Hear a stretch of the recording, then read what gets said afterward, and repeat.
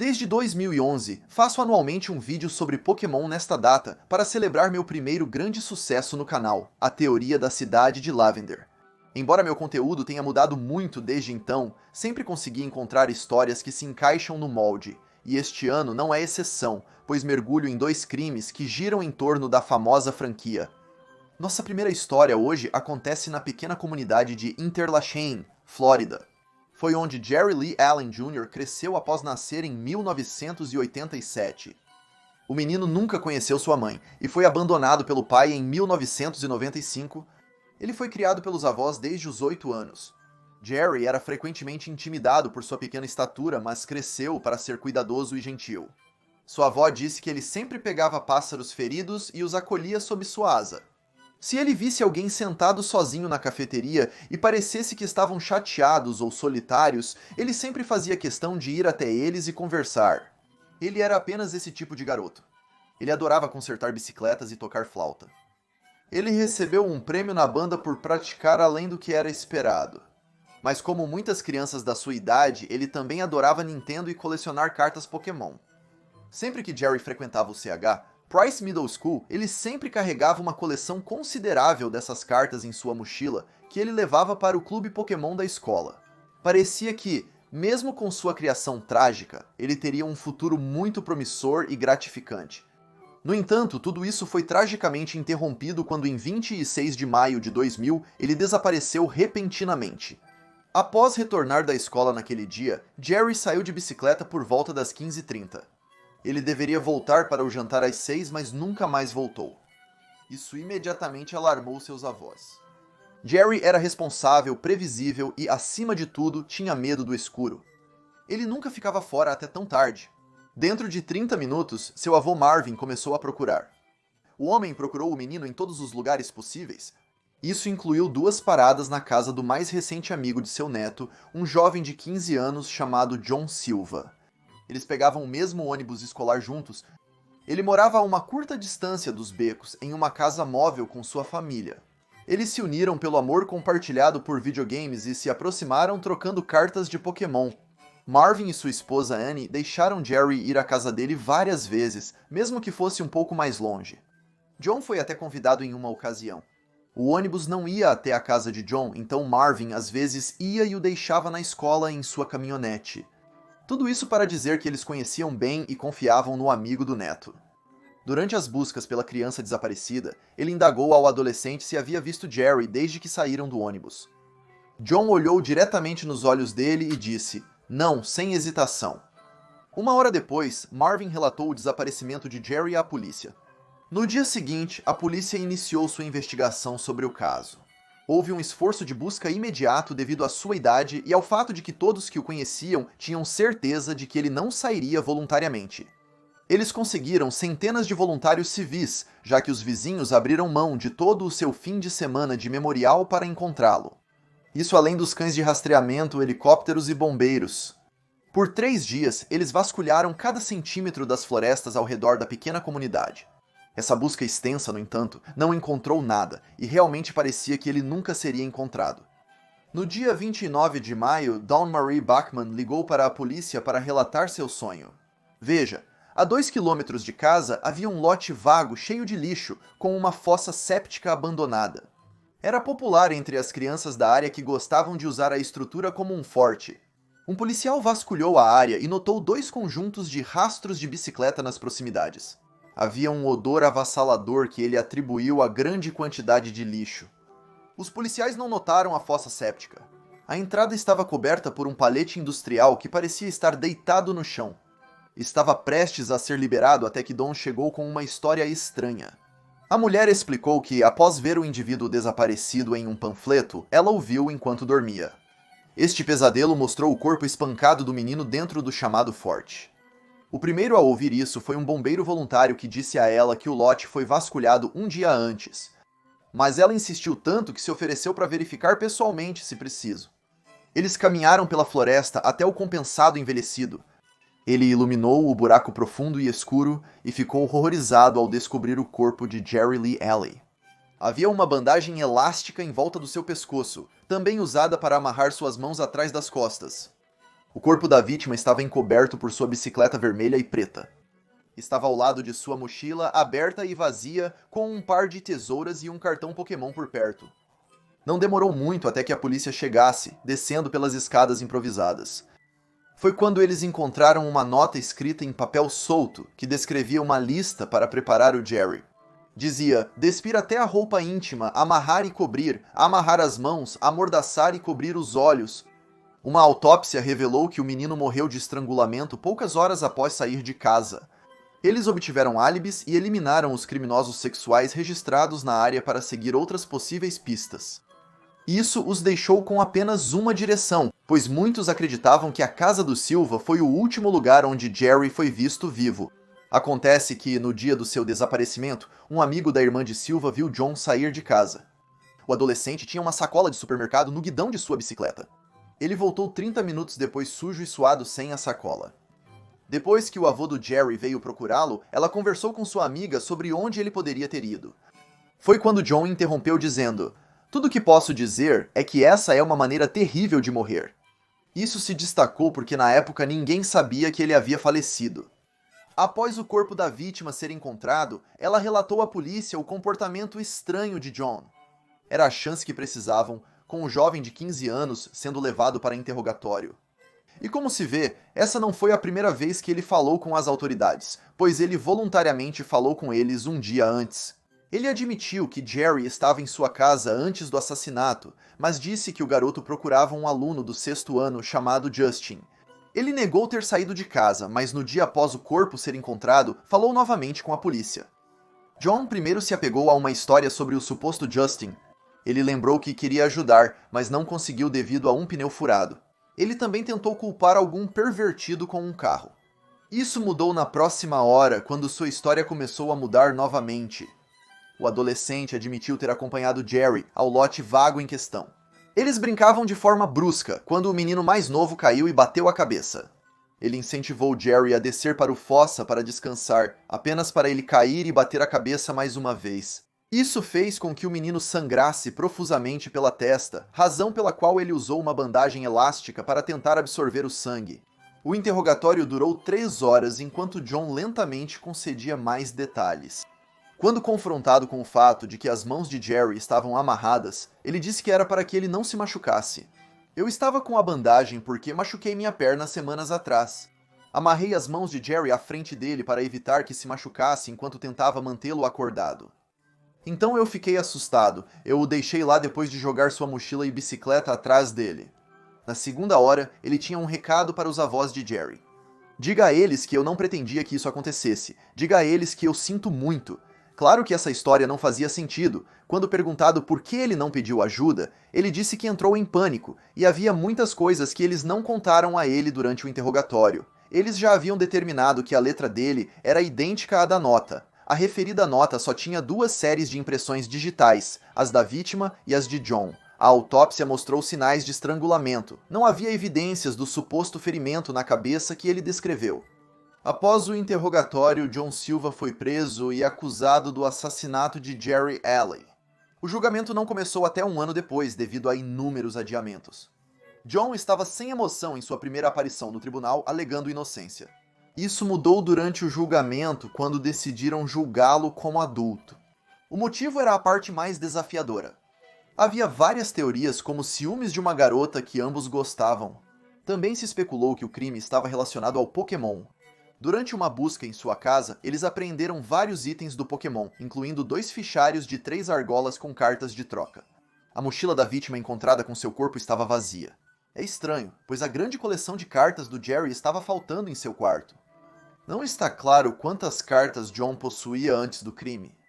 Não havia muito em termos de defesa. A nota era inevitável, pois a própria mãe dele a viu dias antes do assassinato. Ele explicou na época que era uma brincadeira. No entanto, isso provou premeditação. O promotor Gary Wood apontou em suas alegações finais. Ele cumpriu todos os desejos listados na nota. Em 19 de fevereiro de 2001, o adolescente foi condenado por homicídio em 1º grau. Ele ficaria preso pelo resto da vida, sem possibilidade de liberdade condicional. Ele quase desmaiou ao ouvir isso e teve que ser amparado por sua equipe de defesa. É uma sentença que manterá John Silva fora das ruas, para que ele não possa prejudicar ninguém novamente, disse o promotor Gary Wood. Ele morrerá na prisão. Quando John foi preso pela primeira vez, o ano letivo estava quase no fim. Eles realizaram um serviço memorial para Jerry no ginásio, reunindo 500 pessoas. Era uma comunidade unida na qual todos se conheciam. Muitos de seus ex-colegas de classe passaram pela casa do beco durante o verão para expressar sua simpatia e luto. É triste o suficiente um amigo ter sido assassinado de forma tão horrível. Depois de descobrir que um colega de classe fez isso, que pegou o mesmo ônibus e teve as mesmas aulas com eles, tivemos muitos dos alunos realmente profundamente abalados. Quero que saibam que estamos disponíveis para conversar com todos durante o verão, se isso ajudar. Deborah Spire, dona de um bar local, fez uma arrecadação de fundos para a escola da região em homenagem a Jerry. Arrecadou $2.000 que foram usados para comprar instrumentos para a aula de música da escola. 2 prêmios estudantis foram criados em homenagem a Jerry. Um prêmio para um membro da banda e o prêmio de cidadania Jerry Alley. Foi uma homenagem adequada a um garoto que, segundo conhecidos, sempre quis ajudar as pessoas. O lote abandonado foi transformado em um memorial com buquês secos, um urso de pelúcia com pelo branco emaranhado e uma Bíblia do Novo Testamento de bolso em cima de um bloco de arenito na borda do lugar onde o menino de 12 anos foi tirado sem sentido. Até hoje, sua coleção de cartas Pokémon nunca foi descoberta. Mas este é apenas um dos 2 crimes que vamos cobrir hoje. O Campeonato Mundial de Pokémon é um evento oficial onde jogadores viajam de todo o mundo para batalhar. Começou em 2004, quando a franquia recuperou a popularidade. Originalmente apenas para cartas, expandiu para videogames em 2009. O torneio é realizado anualmente, exigindo um convite para competir. Essas qualificações são baseadas em seu desempenho em outros eventos naquela temporada. No entanto, essa não é uma tarefa fácil. Fazendo com que os jogadores naveguem por advogados regionais, estaduais e nacionais, permitiu apenas os melhores que ninguém jamais foi para provar que eram o mestre Pokémon. Isso nos leva à nossa segunda história de hoje, onde conhecemos Kevin Noren, de 18 anos, que cresceu no estado de Iowa. Embora não se saiba muito sobre sua vida precoce, alguns descreveram sinais de alerta do adolescente desde o início. O garoto sofria de problemas de saúde mental não diagnosticados, o que resultou em bullying. Isso foi aparentemente ignorado pelos administradores. Kevin frequentou a Ames High School, onde conheceu uma estudante chamada Angelica Parson. Os dois se conheceram no primeiro ano, embora ela não tenha entrado em sua vida de uma maneira mais séria, até que ele tentou tirar a própria vida. Ela procurou ajuda dos conselheiros da escola, mas sem sucesso. Ele realmente tinha algo errado e precisava de ajuda, e é óbvio que ele nunca recebeu isso. Isso meio que provou pra mim que eles realmente não iriam me ajudar. Eu meio que senti que estava tentando salvar a vida desse garoto sozinho. O constante bullying e a falta de ação não foram surpresa quando Kevin não voltou para terminar o último ano. Com todo o tempo livre, ele começou a estudar seu jogo favorito de cartas colecionáveis. Naquela época era bem mais fácil jogar baralho online usando o Pokémon Trading Card Live. Foi através disso que ele conheceu outro jogador do seu estado, um jovem de 27 anos chamado James Stumbo. James era um treinador experiente, participando de torneios desde 2010. Através do amor por Pokémon, eles se tornaram bons amigos, com Kevin ajudando-o a pesquisar e construir baralhos. Agradeço ao Kevin Norton, que faz muitos dos meus testes por mim, pois eu realmente não os faço. Ele está sempre no Pokémon Trading Card Game online, testando ideias de baralhos para mim e trabalhando nos detalhes que eu simplesmente não sinto vontade de fazer. Isso foi de uma entrevista depois que James ganhou o primeiro lugar no torneio do estado de Nebraska em 2015. Ele ganhou outro em Minnesota algumas semanas depois, desta vez usando um cartão chamado Life do... O grande que eu joguei provavelmente seria o Life do... Ok. Ele me deu um espaço extra para ferramentas, bem como para decks como Flareon e outros que não são baseados em X. Ele meio que te dá vantagem quando você pode colocá-lo e eles simplesmente não ganham um prêmio. A estratégia foi inspirada pelo Kevin, que a essa altura ele considerava parte de sua equipe. Acho que apenas a minha equipe, Dane Schuller e Kevin Norton, pois eles não tinham nada a ver com isso. Além de jogar Live Deal porque é engraçado. Kevin se saiu bem por conta própria. ficando em 7º lugar no Missouri. Ambos se classificariam para o 12º Campeonato Mundial de Pokémon em 2015. Eles foram oficialmente convidados para a divisão Masters, junto com centenas de outros de 30 nações distintas. A premiação tinha mais de 2 milhões de dólares, com o primeiro lugar de sua categoria ganhando 25 mil dólares. Não é preciso dizer, as apostas eram altas e seria uma competição difícil. E o evento se desenrolaria ao longo de 3 dias de 20 a 23 de agosto. Iria acontecer no Centro de Convenções Heinz em Boston, Massachusetts. Com a qualificação de ambos, era sensato os dois amigos planejarem juntos sua jornada. Deve-se entender que os melhores jogadores estão nos Estados Unidos da América. Canadá eram elegíveis para ganhar uma ajuda de custo de viagem de até 1.000 dólares.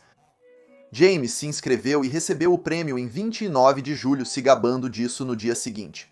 Meninos e meninas, este vai ser um fim de semana de armas e strippers, respondeu Kevin. Mas imagine o que ela faria por 1.000. Eu aprovo o financiamento de clubes de strip pelo Pokémon. Porém, aparentemente o dinheiro foi gasto em outro lugar. Obrigado, Pokémon, pelo meu novo rifle de assalto. Acontece que os dois Youanos amavam armas, com pelo menos um deles sendo um caçador. Eles tiraram fotos empunhando armas de fogo com a foto de perfil do jovem de 18 anos segurando uma pistola. Essa foi uma combinação preocupante quando eles começaram a falar mal de seus concorrentes online. Conforme a data chegava, Kevin supostamente começou a intimidar outra pessoa.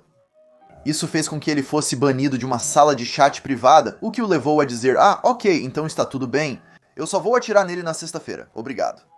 Ambos eram ativos em comunidades do Facebook, como a equipe Mayhem Pokémon. Era bem conhecido por ser sem censura, o que atraía muitos comentários ultrajantes. Porém, no dia anterior ao evento, eles exageraram. Em 19 de agosto, James postou uma foto de uma espingarda e um rifle no porta-malas de um carro. Kevin, Norrin e eu estamos prontos para o Worlds Boston. Estamos a caminho. Foi lido como uma ameaça velada, com um usuário comentando: Columbine Parte 2. James respondeu: não se preocupe com isso. Ao que o usuário disse: só não fique bravo quando perder a vitória automática. Isso levou ele a responder: meu R15 diz que você perde. Para piorar, Kevin ainda teve essa troca nos comentários. Usuário, boa sorte. Kevin com a eliminação da competição. Usuário, haha sim. Isso chamou a atenção de um moderador que imediatamente o baniu antes de reportar à empresa Pokémon. Eles contataram a empresa de segurança que rapidamente acionou a polícia. Não demorou muito para que uma ordem de não invasão fosse emitida contra eles para o evento. O fato é que nem Kevin nem James estavam cientes disso. Após uma viagem de 25 horas, eles chegaram à convenção em Boston no dia 20 de agosto, por volta das 5 da tarde. Os dois competidores tentaram se registrar, mas foram impedidos pelas autoridades. James entrou primeiro, onde foi reconhecido e escoltado para fora. Então notaram Kevin, e os dois foram questionados do lado de fora. Quando questionado sobre seus comentários online, James afirmou que eles foram tirados de contexto. Ao mesmo tempo, Kevin informou à polícia onde o carro deles estava estacionado e que havia armas dentro. Eles não possuíam licença de arma. Diante disso, os oficiais solicitaram um mandado de prisão. Enquanto isso, os dois foram liberados e retornaram ao motel. Eles permaneceriam lá durante o torneio. Até aqui, a investigação não foi divulgada publicamente, mas os jogadores perceberam o aumento da presença policial. Os cerca de 3.000 participantes foram revistados e tiveram suas bolsas verificadas. Cães farejadores de bombas patrulhavam todo o perímetro da área. Os detetives obtiveram um mandado no dia seguinte. Eles apreenderam o Chevy Prism de 2002 de Kevin, descobrindo uma espingarda Remington calibre 12, um AR-15 centenas de munições e uma faca de caça. Eles foram então presos sob acusação de posse ilegal de arma de fogo e munição. Foi divulgado mais tarde naquele dia com muitas manchetes relatando o suposto plano de tiroteio. A mídia sensacionalizou a história chamando-os de assassinos Pokémon. Em retrospectiva, porém, havia muita desinformação em torno deste caso. O Daily Mail, na época, os chamou de conspiradores inspirados em Columbine, enquanto a American Broadcasting Company insinuou que suas ameaças faziam referência a Columbine e aos atentados de Boston, mesmo que os dois nunca tenham referenciado diretamente esses massacres. Esses eventos foram citados nas respostas aos seus comentários, deixadas por terceiros. Eles sequer foram acusados em relação às ameaças online. Desde então, questionou-se a legitimidade do perigo que eles representavam para o evento. Muitos especularam que as ameaças eram apenas brincadeiras de mau gosto. É muito possível que eles fossem atingir um campo de tiro em Boston e fizeram alguns comentários incrivelmente míopes sem perceber como isso soou. Afinal, eles foram francos sobre suas mensagens e armas para a polícia. Claro, isso não muda o fato de que a aplicação da lei fez a coisa certa aqui. Era melhor que eles errassem pelo lado da cautela, caso essa suposição estivesse incorreta. Os suspeitos compareceram ao tribunal no dia seguinte, onde seus comentários foram lidos para eles. Os 2 homens ficaram presos por quase 1 ano, sem direito à fiança. O Sr. Norton indicou que iria atirar nele na sexta-feira após perder algo. Os 2 homens foram mantidos na prisão por quase 1 ano, sem direito à fiança. Ambos eventualmente se declararam culpados. Kevin Norton e James Stumble foram condenados em 21 de julho de 2016 a 2 anos de prisão e 2 anos de liberdade condicional. O advogado de Kevin, Robert Leroy, chamou o episódio de erro de julgamento. Ele admitiu em coletiva de imprensa que cometeu um erro de julgamento. Em Iowa, é comum as pessoas andarem com armas carregadas no porta-malas. Ele mencionou que as mensagens foram consequência de uma pequena disputa em uma competição passada. Era algo bastante adolescente, mas nada ameaçador. Os 2 foram libertados em 2018 e desde então têm se mantido longe dos holofotes. Isso, porém, até o ano passado. Com relatórios afirmando que eles foram banidos do Pokémon para a vida, parece que James Stumble mudou para uma franquia diferente, o jogo de miniaturas Star Wars X-Wing. Ele se saiu bem o suficiente para se qualificar para o Campeonato Mundial em 2023, até sendo entrevistado em um podcast, depois que eles realmente reconheceriam seu passado, que a essa altura era quase uma década atrás. Há algo que você queira dizer rapidamente sobre isso, James, antes de seguirmos em frente e não discutirmos isso, porque este é um podcast de X-Wing? Quero dizer, cerca de 10 anos atrás cometi um erro e, aprendi com esse erro e você... Se existe uma comunidade que perdoa, sei que é esta. Nunca conheci um grupo de pessoas mais simpático. Parece que ele finalmente encontrou uma comunidade disposta a deixá-lo superar seu erro e finalmente voltar a competir em um jogo de tabuleiro, como ele sempre quis. Então aí estão 2 exemplos reais de crimes relacionados ao Pokémon. Honestamente, estou ficando sem ideias e não sei o que inventarei para o próximo ano. Mas não consigo deixar de manter viva essa tradição, mesmo que seja só para me divertir. Obrigado.